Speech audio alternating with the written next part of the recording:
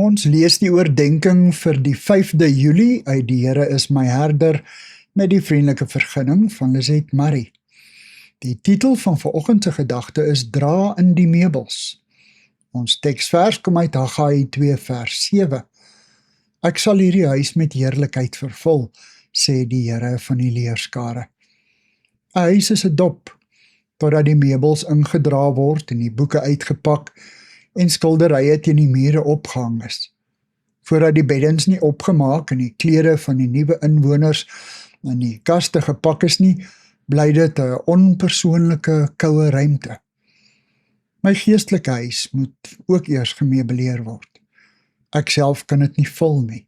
Selfs nie die uitvoer van godsdienstige pligte en goeie werke kan my geesteshuis volmaak nie. Dit bly 'n leë, hol spasie, totdat die Heilige Gees dit met sy heerlikheid vul.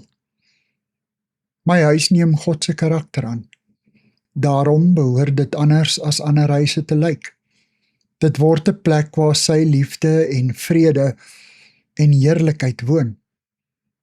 En omdat heiligheid die opvallendste kenmerk van die huis van God is, behoort ander God se heiligheid te kan sien wanneer hulle in my lewenshuis kom.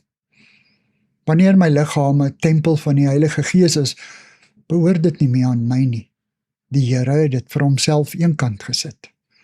Dit is heilig.